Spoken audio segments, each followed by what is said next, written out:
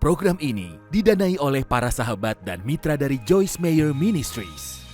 Jadi cara kita akan berdampak pada dunia adalah tidak mementingkan diri kita.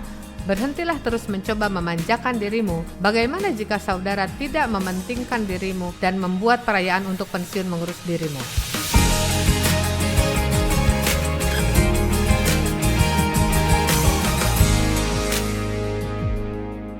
Saya ingin bicara hari ini tentang perilaku tak egois. Adakah orang egois di sini hari ini? Saya lihat satu tangan terangkat dan beberapa seperti. Kupikir ini salah satu perang terbesar yang terjadi. Saya sendiri alami, bertumbuh dalam rumah penuh pelecehan. Dilecehkan ayahku dan dia sering mabuk dan segalanya tentang dia. Ia seorang pembohong, pengontrol, dan ia kejam. Ia akan pulang sambil mabuk dan menampar ibuku dan bahkan kadang memukulinya. Ia melecehkanku secara seksual selama sekitar 15 tahun secara rutin. Ibuku tahu karena ku ceritakan, lalu sekali waktu ia memergokinya, tapi ia begitu ketakutan padanya dan tidak bisa jalani hidup sendiri. Jadi, pada dasarnya, saya tidak punya siapapun yang benar-benar merawatku. Saya mulai bekerja saat sekitar 13 tahun, dan ayahku tak pernah mau, ia tak mau membelikan cincin kelasku, foto kelulusanku, ia tak mau membelikan baju wisudaku, mereka tak pernah lakukan apapun. Ya, memberiku makan dan tempat untuk tidur. Tapi saya tak merasa dikasihi, dipedulikan, dan diurusi. Jadi, dan banyak saudara akan paham ini, saya segera dapat ide. Ya, jika tidak mengurus diri, takkan ada yang mau. Siapa yang punya masalah? Sama? Oke, jadi saat menikahi Dave, harusnya kukatakan ketika ia menikahiku. Saya sudah menikah 5 tahun dengan orang lain dan 5 tahun itu penuh mimpi buruk. Kupikir tak ada yang menginginiku, jadi kuambil tawaran pertama yang datang. Dan masalahnya lebih berat dariku jika memang mungkin. Dan siapa di sini tahu orang putus asa melakukan hal nekat? Oke, jadi saya tahu dalam hati ini tak benar dan tak akan berhasil. Tapi, kulakukan juga. Dan kami bercerai. Ia tak setia, lari dengan wanita lain. Saya punya satu anak dalam pernikahan itu, namanya David. Cukup menarik kan? Dan tentu Dave langsung mengadopsinya. Dan kami tak pernah memanggilnya anak tiri atau saudara tiri atau kakak tiri. Adalah anak Dave sama seperti anak kami yang lain. Dan Dave adalah pria baik, ia mengasihiku dan ia ingin mengurus diriku, tapi saya tidak tahu bagaimana mengizinkan siapapun melakukannya. Karena saya tak percaya ada yang sedemikian peduli padaku. Jadi ketika memasuki teori untuk menjadi tunduk, rasa-rasanya ini bukan DNA aku. Saya seperti tak percaya jika ia mengambil keputusan bagi keluargaku dan ia melakukannya karena peduli pada kami, karena saya tumbuh dalam rumah tangga di mana tiap keputusan yang ayahku buat hanya akan baik untuknya. Ada yang paham? Saudara paham yang kubicarakan? Jadi, belajar bagaimana mempercayai Allah dan sesama bagiku sangat menantang dan saya sungguh egois. Saya selalu ingin memastikan saya dipedulikan dan kupikir kusebutkan tadi malam bahwa saya sudah jadi Kristen. Bahkan saat itu mengajar dan mengasihi Allah, tapi saya tidak bahagia. Saudara tahu, saudara awalnya berpikir, ya jika pelayananku akan bertumbuh saya bahagia, dan jika saya turun 5 kilo akan bahagia, dan kita selalu akan bahagia di kesempatan lain. Dan Saya membuat kesalahan bijak karena menanyakan Allah apa yang salah. Ia akan memberitahu jika saudara sungguh ingin tahu. Dan ia memberitahuku, katanya kau tidak bahagia karena kau egois. Dan saudara tak bisa bahagia dan egois secara bersamaan. Nah, jangan melihatku dengan pandangan kosong. Saya ingin saudara paham, saudara tak akan bisa bahagia dan egois secara bersamaan. Kita tidak diciptakan Allah untuk aktif ke dalam dan selalu berusaha mengurus diri kita. Tapi kita diciptakan Allah untuk menjangkau sesama. Untuk sungguh, saya akan bicarakan firman sebentar yang berkata, lupakanlah dirimu. Ya. Wow, siapa yang akan mengurusku? Ya, kuncinya adalah jika kita menjangkau sesama, Allah akan mengurus kita.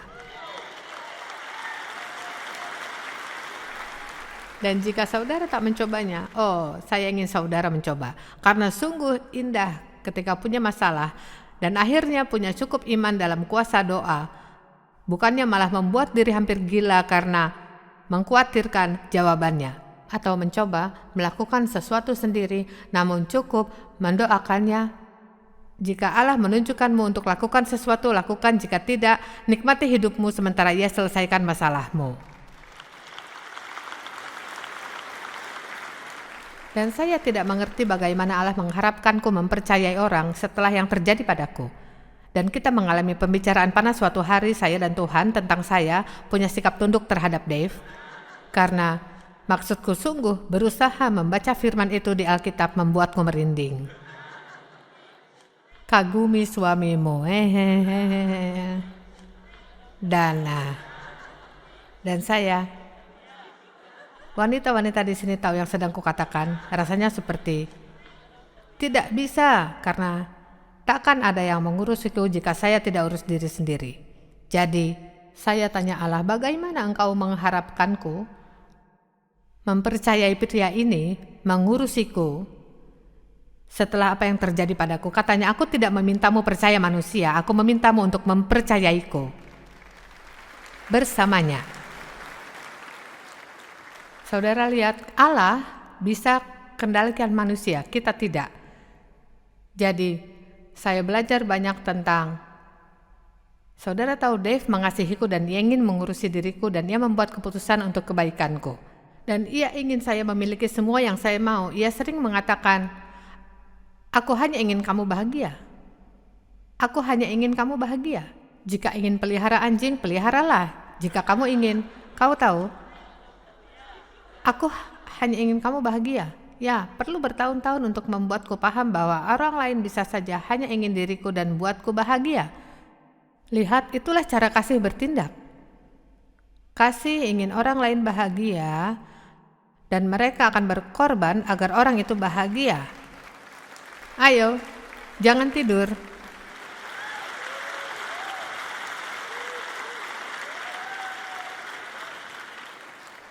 Filipi 2 ayat 4 dan 5. Dan janganlah tiap-tiap orang hanya memperhatikan hanya kepentingannya sendiri, tetapi kepentingan orang lain juga.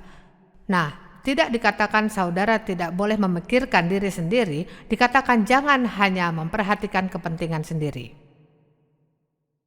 tetapi untuk orang lain juga. Biarlah sikap dan tujuan dan kerendah hatian pikiran ini ada dalammu yang juga dalam Kristus Yesus. Biarlah dia jadi teladan rendah hatimu. Nah, rendah hati harus muncul sebelum tindakan tak egois. Karena jika kita tidak berpikir rendah hati, lalu kita berpikir ada di atas sesama, dan mereka harus selalu berbuat dan melayani kita, kita tidak bisa melayani karena rasanya rendah. Dan kita perlu sadari, jika kita tidak berpikir diri kita tinggi seperti seharusnya, kita akan sadari kita semua sama. Hanya karena seseorang tidak bisa berbuat sepertimu, bukan artinya saudara lebih baik, karena saya sangat yakin mereka bisa lakukan hal yang saudara tidak bisa.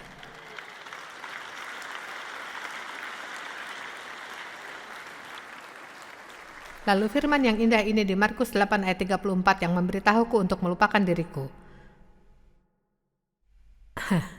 Ayat ini sungguh bisa membuatmu marah, entahlah.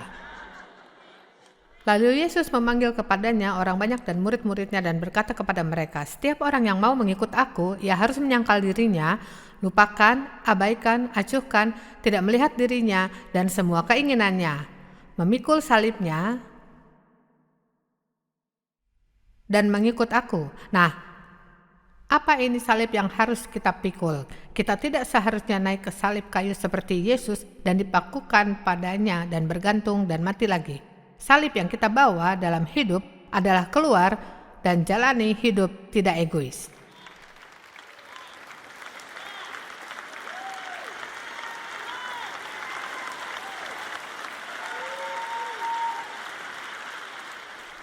Apa yang saudara pikir akan terjadi jika mulai hidup untuk membahagiakan sesama? Oh, astaga. Akan kukatakan menyambung yang Dave ajarkan pagi ini, jika setiap orang percaya benar-benar berjalan dalam kasih, kita tak akan punya masalah di bangsa ini sekarang.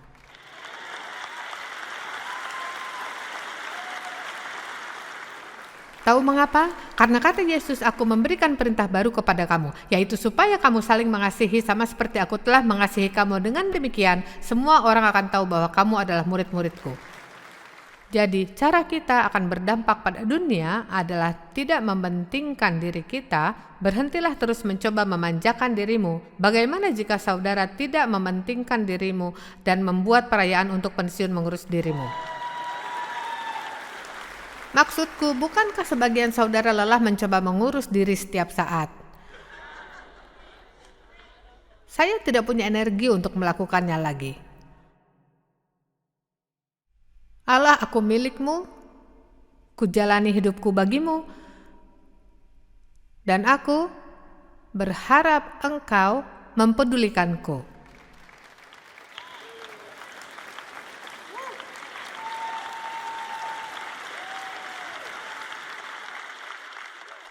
Saya ingat ketika Allah memintaku berhenti memberi Dave tanggung jawab membahagiakanku. Dan ada banyak wanita di sini yang perlu mendengarnya. Dan mungkin beberapa pria. Jangan buat orang yang saudara nikahi bertanggung jawab membahagiakanmu.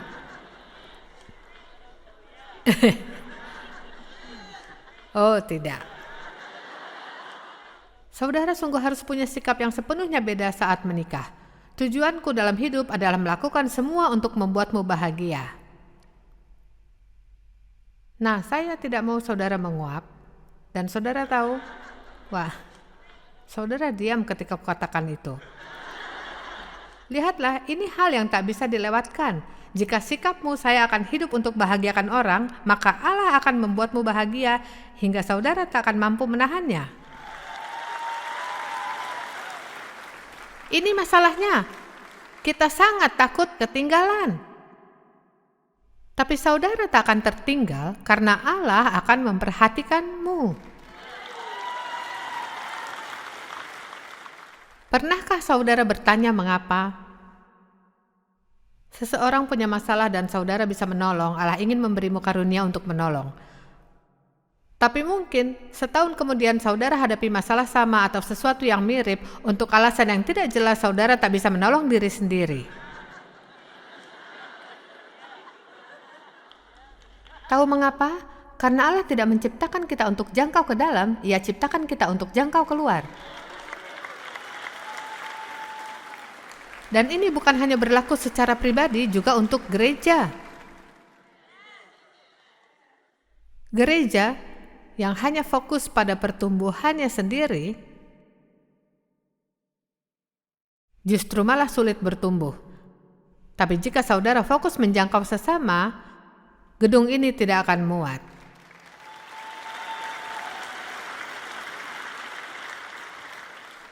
Ini bukanlah suatu klub sosial di mana kita orang Kristen kumpul-kumpul.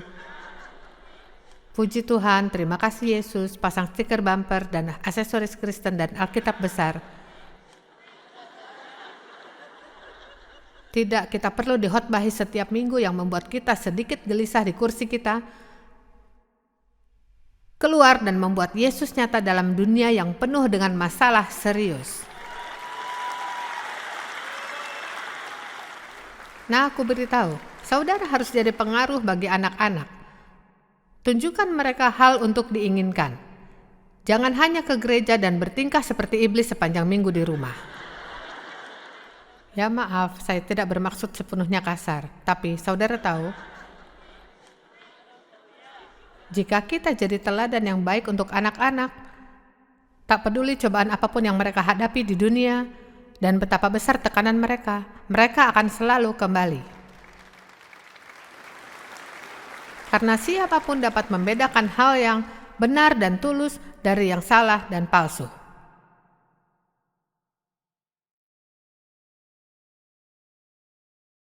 Hidup dengan egois adalah salib yang harus kita emban di dunia. Oke, ini adalah firman yang baik, 2 Korintus 5 ayat 15.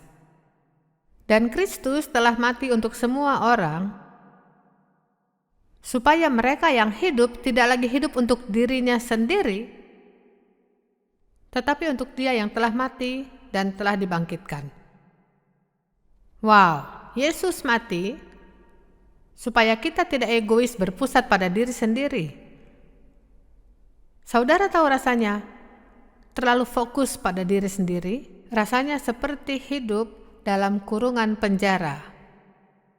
Tak ada dalam hidup kecuali saudara, dan sejujurnya saudara sendiri membenci diri.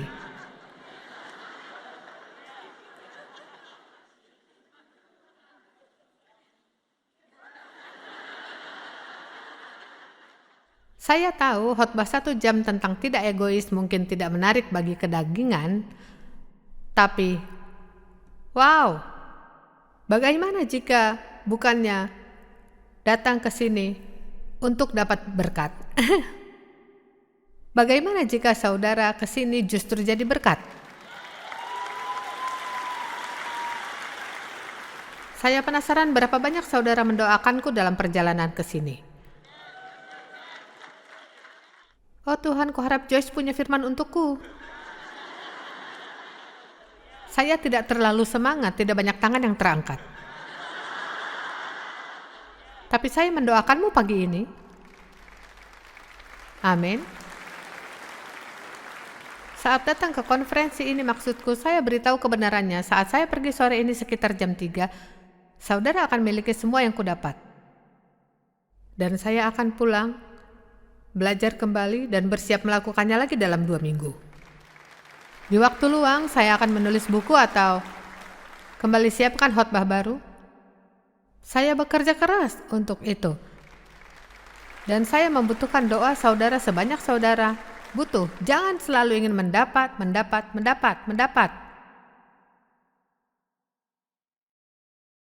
Setiap saudara datang ke gereja, lihatlah sekeliling, mencari mereka yang tampak sedih atau murung, sendirian atau butuh, dan jangkaulah. Jangan hanya mencari 3 teman Kristenmu dan hanya bergerombol sendiri. Khotbahku bagus, Pendeta Tommy. Lihat, saya tahu karena saya pernah mencoba egois sekaligus bahagia dan itu sungguh tak berhasil. Saya bisa menyelamatkanmu untuk tidak melakukan kebodohan yang sama.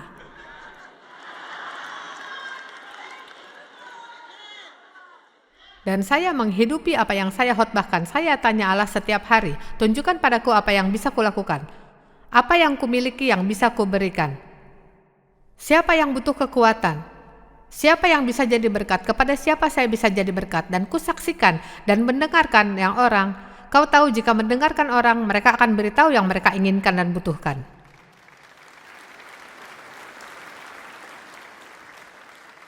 Allah memberitahuku berhenti memintaku melakukan untuk orang yang kau bisa lakukan sendiri dengan mudah tapi tidak mau.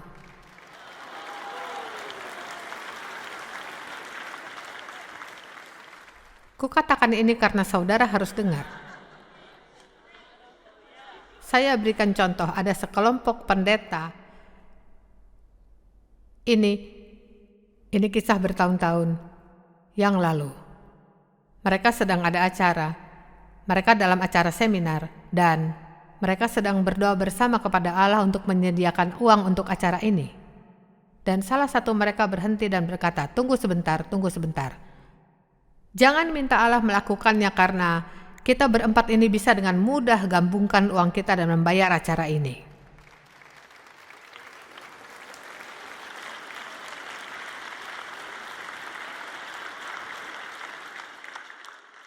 Saudara tahu ada begitu banyak yang disediakan gratis bagi orang-orang. Gratis di online, pengajaran gratis, download gratis. Semuanya gratis. Kita bawa tak tahu berapa banyak truk besar. Kami bawa banyak lampu dan layar dan semua barang berharga, dan ada mereka yang sukarela memberi waktu di akhir pekan untuk menjadi penyambut dan melayani saudara. Dan saudara hanya perlu datang dan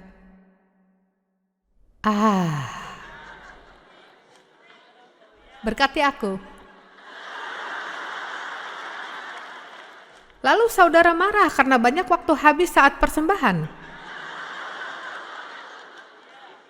Orang-orang bicara tentang uang kemanapun saudara pergi saat makan. Setelah konferensi ini, mereka tak akan berkata, diberkatilah. Jika saudara berhenti dan beli bensin, mereka tak akan berkata gratis.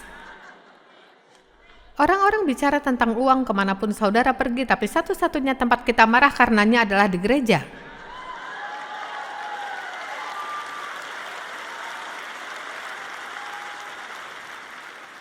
Ya, aku tidak yakin sepenuhnya yang kau lakukan dengan uang kami.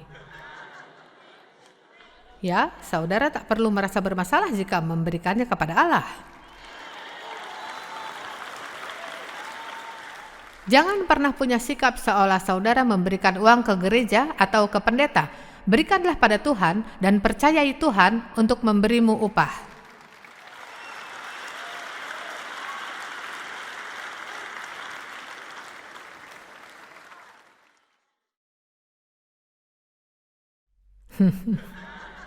Saya tak tahu cara menyampaikannya dengan cara lain, jadi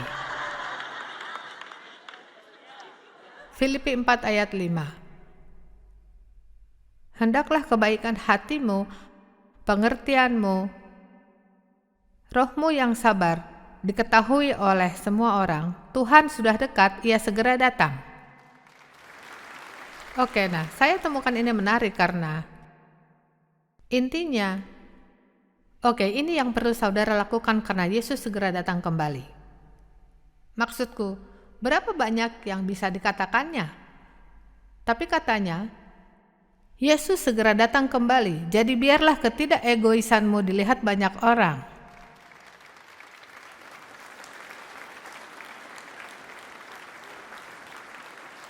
Ayo, jangan bersikap buruk hingga saudara tidak bisa memuji seseorang. Kau tidak tahu apa yang sedang kualami. Ya, saya tahu lebih dari seharusnya. Saudara akan terus melaluinya jika tidak belajar berjalan dalam kasih.